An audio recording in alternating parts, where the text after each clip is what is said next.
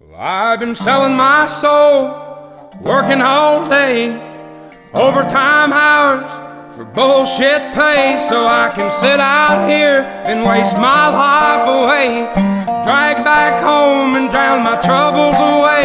It's a damn shame what the world's gotten to for people like me, people like you. Wish I could just wake up and it not be true, but it is. All it is, living in the new world with an whole soul. These rich men north of Richmond, combined with the unusual design, brought down the building. Number 4. The Pentagon was hit by a missile. Despite dozens of witnesses who watched a plane fly into the side of the Pentagon, many conspiracy theorists believe it was instead a missile that caused the damage. When the plane hit the Pentagon's exterior wall, it created a hole approximately 75 feet wide. So why wasn't the hole 125 feet wide, the same as the plane's wingspan? The answer's actually pretty simple. One wing hit the ground on approach, and the second was sheared off by the force of the impact, leaving just the fuselage to cause damage. Number 5. Flight United 93.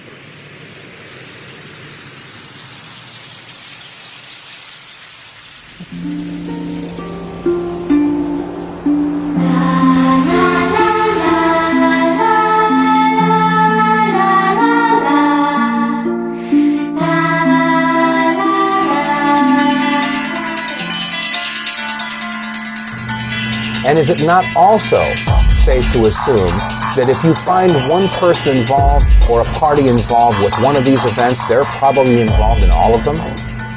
Well, following this train of thought, since there was no credible claim of responsibility, is it not safe to assume that those involved or those parties involved or agencies or groups that were involved in the events of 9/11 would do anything that they can to obfuscate, distract, or distort or cover up any information that might lead to their discovery?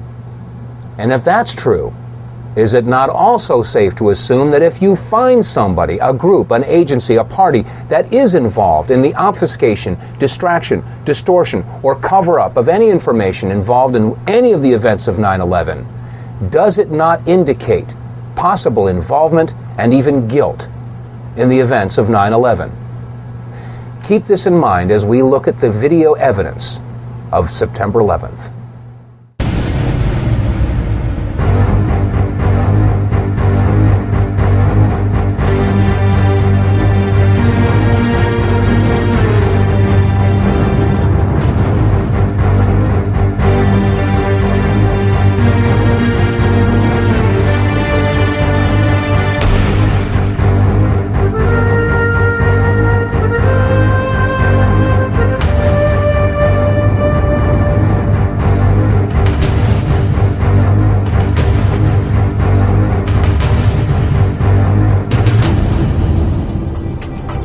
I mean, it was like a cruise missile with wings. Went right there and slammed right into the Pentagon.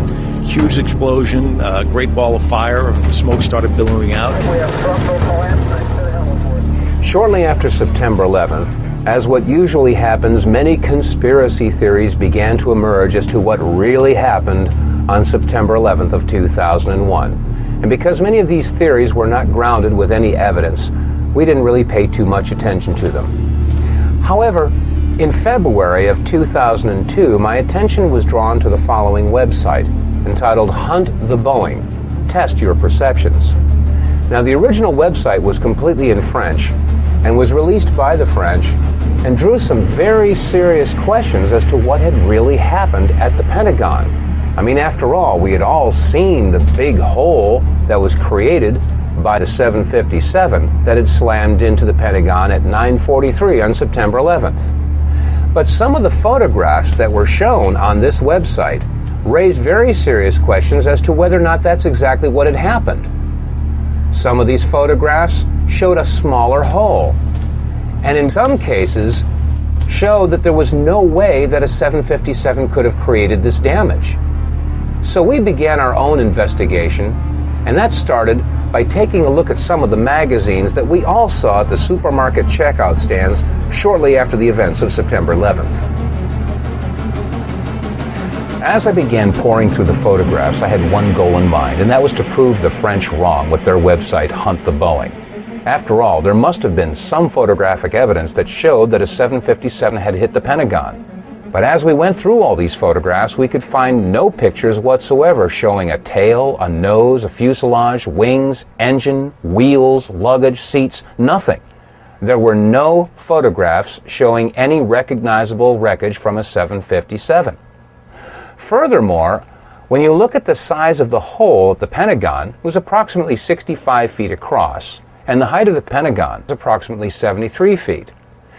From wingtip to wingtip, a 757 is 124 feet 10 inches.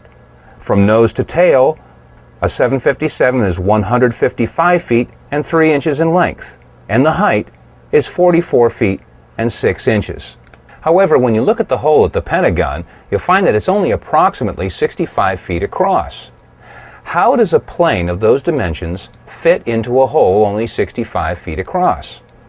Upon further inspection, we found that the damage at the Pentagon was completely and totally inconsistent with the damage of the planes that had hit the World Trade Center. I mean, after all, the planes that hit the Trade Center created a fire so intense that it fatigued the steel and collapsed the buildings, or so that's what we were told. And yet when you look at the left side of the Pentagon, you'll note that there is very little, if any, smoke damage or heat damage at all. On the third floor, it's very plain to see a file cabinet with a computer monitor. Neither of them are damaged. On the second floor, you can see a wooden desk. It hasn't burned. And on the first floor, a very curious sight indeed, a wooden stool with a book that is laying and open. The pages aren't even singed. Now, each of the planes involved in the September 11th attacks had embarked upon transcontinental flights, which means that they had a majority of their fuel left over when they hit their respective targets. That means that approximately 8,600 remaining gallons of fuel would have been ignited on the 757 that had hit the Pentagon. Again, we look at the photograph and ask ourselves, is the smoke and heat damage consistent with that amount of fuel being ignited?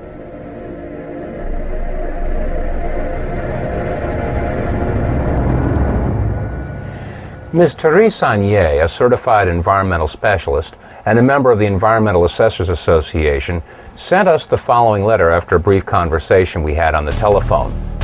She had said to us that the amount of fuel that would have been left in the aircraft that had hit the Pentagon would basically have reduced that section of the Pentagon to rubble and would have burned for days. And that 8,600 gallons of fuel had a BTU rate of 86 million. She also stated that looking at the total weight of this aircraft in conjunction with its velocity, the Pentagon should have been reduced to the thickness of a pancake. Also, the fuel spill of 8,600 gallons would have posed a very large soil removal and disposal project, since the contaminated soil would be considered hazardous waste under Title 40 of the Code of Federal Regulations. Another interesting question that is raised is in the photographs of the collapsed area of the Pentagon. If you'll note the upper floor and roof area, it appears that that area simply collapsed and does not show any impact damage from a tail section that was over 43 feet in height. How could a 757 slam into the Pentagon and not have an impact area where the tail section would have hit the upper floors?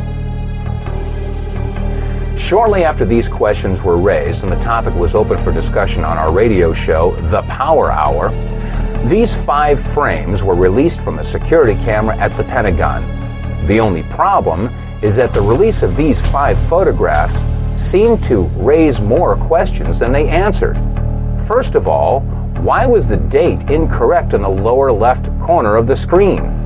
Second of all, they really didn't show that there was a 757 that had hit the Pentagon. And thirdly, many people asked, is this the only security camera that was on at the Pentagon? The Pentagon.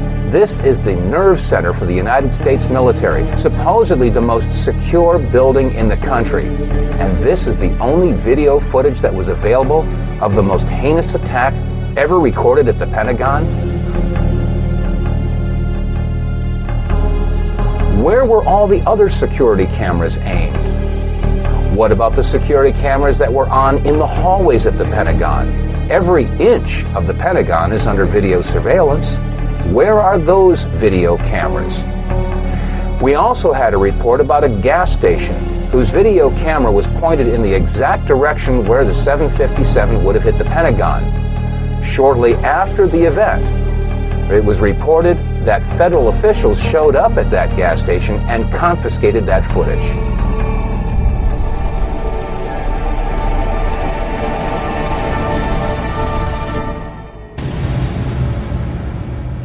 In addition to all the magazines that hit the newsstands and the supermarket checkouts, there was a flurry of book releases that hit the local bookstores and, in some cases, the book section of your local grocery store.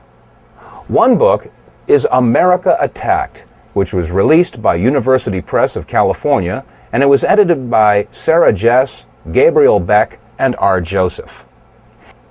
In reference to the attack on the Pentagon, on page 194 it states, "The jet had plowed a crater 100 feet wide that ripped away the walls of all 5 stories of the building, collapsing the outermost rings which encircle the Pentagon." In this picture, we ask, do you see a crater 100 feet wide or 50 feet wide? How about in this picture or this picture? It doesn't appear that there was any crater at all. They went on to say that it had ripped away the walls of the 5 stories of the building, collapsing the outermost rings, which encircle the Pentagon. Now, there should be no question that the outer rings of the Pentagon have indeed collapsed. We've seen pictures from one angle, from another angle, and America has seen these pictures. We all assume that that was the damage that was caused by the 757 hitting the Pentagon. But shortly after the release of the article From Deception to Revelation, we were sent some photographs that were taken apparently right after the event and before the outer walls had collapsed.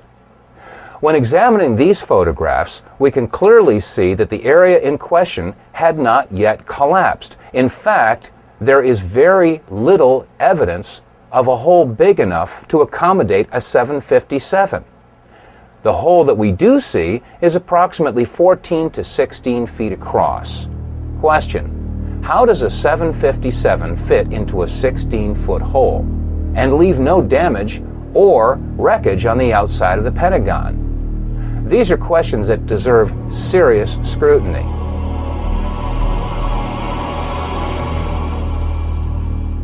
Let's take a look at some of the photographs that were taken before the outer wall of the Pentagon collapsed. In this first photograph, we can see the firefighters pulling the hoses away from the fire truck. In the foreground, we can see wire spools that were left on the front lawn of the Pentagon. After all, this section of the Pentagon was under renovation. We'll use these wire spools as reference points. Also, to the right of those wire spools and on the face of the Pentagon, we can see that some concrete facing has broken away. We'll also use this as a reference point as we examine these photographs. Now, to the left of that area where the facing has broken off, we can clearly see that the Pentagon has not yet collapsed. There are some flaming areas, and that area appears to be the only section where there is a hole approximately 14 to 16 feet. Question: how does a 757 fit into a 16-foot hole and leave no wreckage on the front of the building? We can also see that the roof of the building does show fatigue, but has not yet collapsed. In this photograph, an astonished onlooker sees exactly what we're seeing. The Pentagon had not yet collapsed. And again, there is no sign of any wreckage whatsoever. No tail, no fuselage, no wings, no wheels, no engines, no seats, no luggage, nothing on the outside of the Pentagon. Pentagon roofline is clearly visible, and again, it is under fatigue, but it had not yet collapsed. As we examine this next photograph, let's take a good close look at the lower left corner. You'll see engine 331 from the Metropolitan Washington Airport Authority, and we contacted the fire chief from this engine company. Chief Plower agreed to come on our radio show along with 2 of his firefighters, but 1 hour before airtime, they canceled. We were told that the 2 firefighters had been placed on indefinite leave. When we look at this photograph, we can see that the fire retardant foam is being sprayed on the front of the Pentagon, and again, the area in question had not yet collapsed. And you can see right in the center of the photograph a big area where some of the concrete facing has broken away, and it appears that this is the only major hole in the front of the Pentagon. Again, is this hole big enough to accommodate a 757? And where is the wreckage? In this photograph, we again see engine 331 and fire retardant foam being sprayed on the front of the Pentagon. Note clearly, in the center of the photograph, we see the upper floors of the Pentagon, again, yet to collapse. But also notice that there does not appear to be any damage to these upper floors. Question: if the height of the Boeing 757 was 44 feet 6 inches, there should have been some point of impact in these upper floors, and yet when we look at these pictures, there doesn't appear to be any impact whatsoever in the area where the tail should have hit. And again, there is no wreckage visible on the front of the lawn. Now, while these photographs were being taken, videographers from several different networks were on the scene to capture the firefighters in action as they battled the blazes at the front of the Pentagon. Jim Angle is joining us now from Washington. Jim, what can you tell us about that fire outside the Pentagon? Jim Angle, are you with us? I can tell you first that the roads around the White House, the streets around the White House, were blocked seconds ago. Members of the Uniform Division of the Secret Service ran out to intersections and started diverting traffic. There are emergency vehicles on almost every block around the White House. The road south of the White House has also been blocked. And as you know, the White House is being evacuated. Federal employees are standing on the street corners in and around the White House, having left the building for fear of another attack. As you come into Washington from Virginia, about 2 miles from the Pentagon, you can see the smoke billowing up from the building. Huge clouds of smoke. So much so that commuters coming into town have pulled over to the side of a busy freeway, what is ordinarily a busy freeway, and are sitting, watching in amazement as the symbol of the United States Defense Establishment goes up in smoke. So there is an amazement all over Washington. People are not sure what to think. You've got a lot of federal employees standing around in this area watching as the streets are blocked off and emergency vehicles rush to and fro. We're not sure what they are up to, but clearly there is concern about the safety of the White House and the surrounding buildings. John. Jim, do you know anything about what kind of plane? Be advised, there's floor collapse, structural integrity is compromised. I'll give you a report on the interior.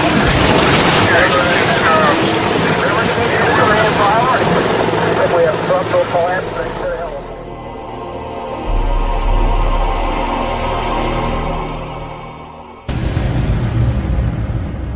Question: what could have caused this type of damage?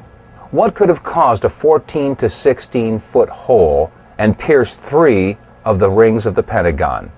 Keep in mind that each ring of the Pentagon has an outer and inner wall, each wall approximately 18 inches thick of steel reinforced concrete.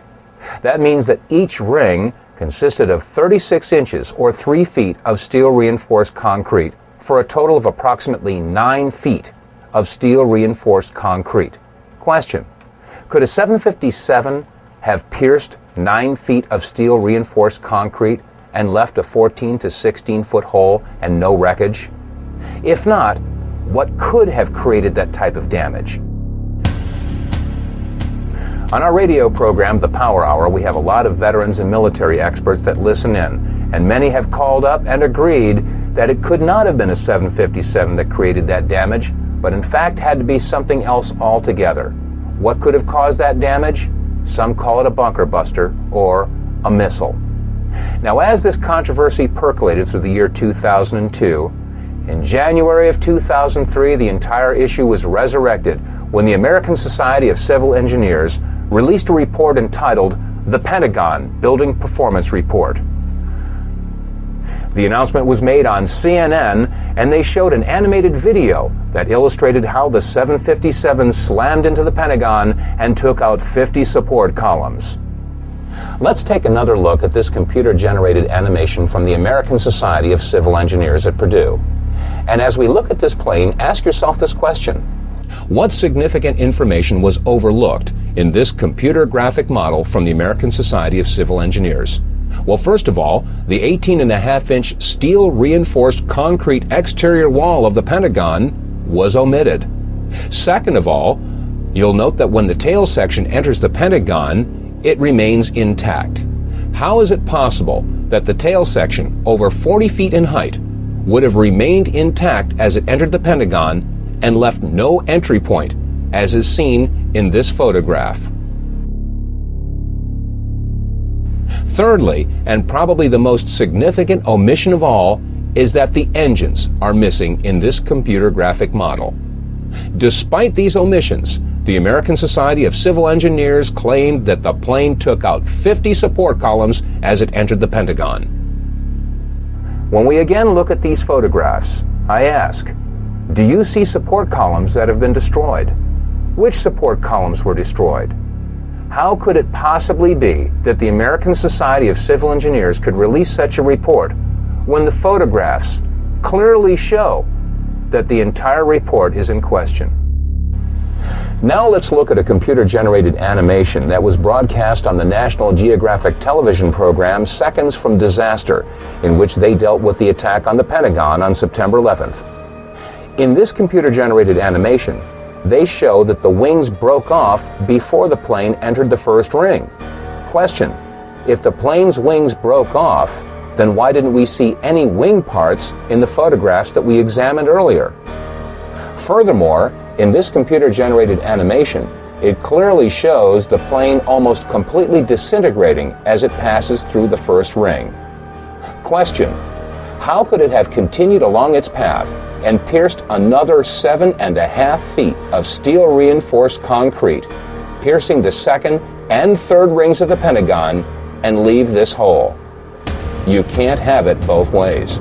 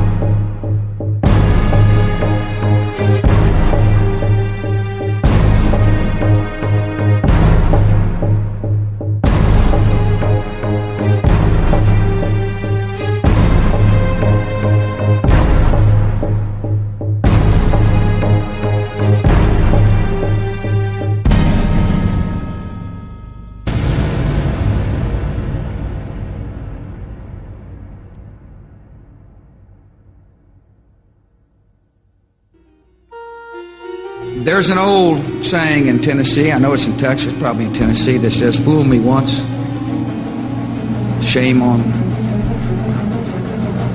you." If fool me, we can't get fooled again. You know, there are those that see these pictures and hear this information for the first time, and they inevitably ask the question, well, if the plane didn't hit the Pentagon, where did it go? The answer is, I don't know where it went. For all I know, it could be sitting in 200 feet of water in the Atlantic Ocean. But then again, I didn't say that Flight 77 hit the Pentagon. That was NBC and CBS and ABC and CNN and Fox and all the other news agencies. The question should be, if Flight 77 hit the Pentagon, then where is it? And let's keep in mind that if we do find someone, a group, or an agency that is involved in the obfuscation, distraction, distortion, or cover-up of any information about any of the events of September 11th, does that not indicate possible involvement and even guilt in the events of September 11th? Now let's move on to what happened in New York City.